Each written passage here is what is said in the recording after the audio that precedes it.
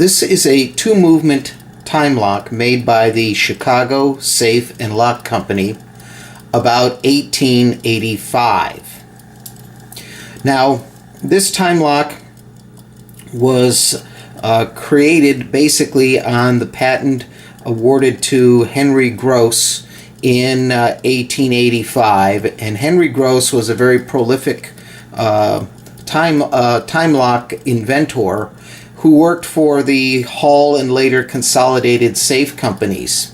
Now, this is going to be important because of a feature that this lock has that I'm going to explain in a moment.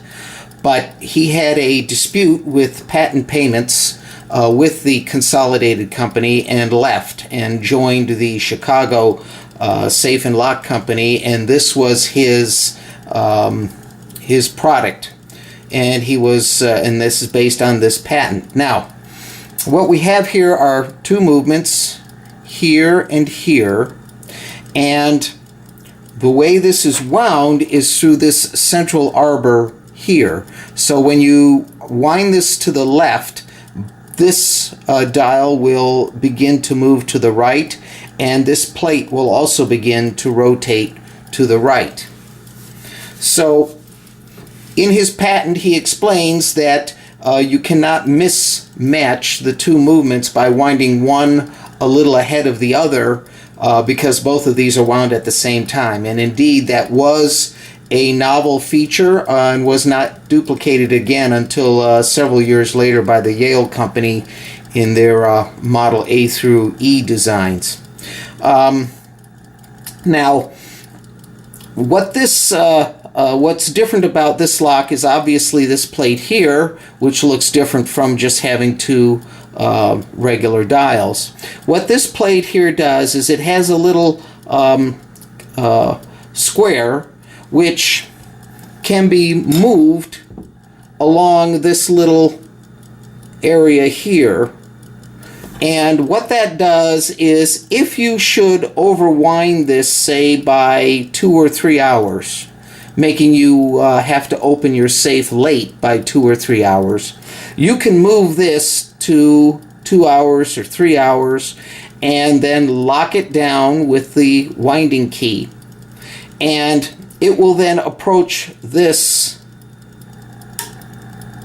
earlier because it's now over here, and will allow you to open this time lock a little bit earlier. Under normal circumstances, one would leave this at 0 so that both of these would be operating in unison.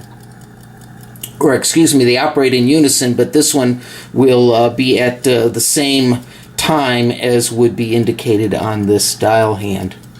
Now, over here is another attachment, and this is basically the same as what's found, serves the same function as what's found in the Hall and Consolidated time locks, what they call their chronometric attachment.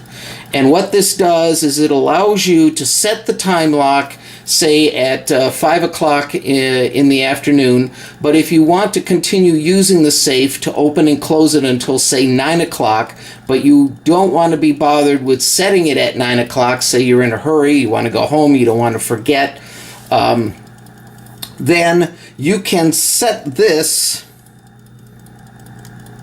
like so, and say it's 5 o'clock and you want to have it open at 9, then you can set it for an extra 4 hours, which is right here, and then you lock this nut down, and that way in 4 hours this will turn, and we can simulate that by just moving this.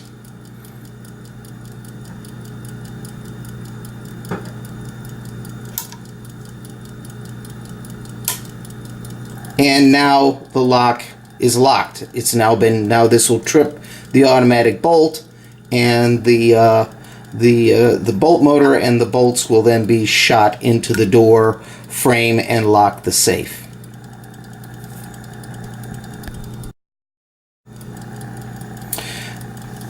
This is actually a much more cumbersome way of setting a chronometric attachment than was the invention that he did in 1870, I believe it's 1876 was his other patent that was awarded for the chronometric attachment for the Hall Company.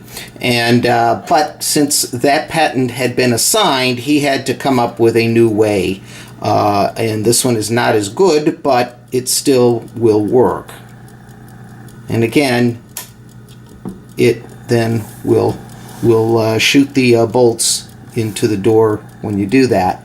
Now, again, when this comes to zero, when this goes to zero, this will also turn, and this will turn about so far, and that will then begin to push this lever, and then it will go back and open or it will take the lock off guard and will then allow one to open the safe. Once again, when this goes to zero, this will push against this bar here, and it then opens, allows you to dial in the combination to open the safe.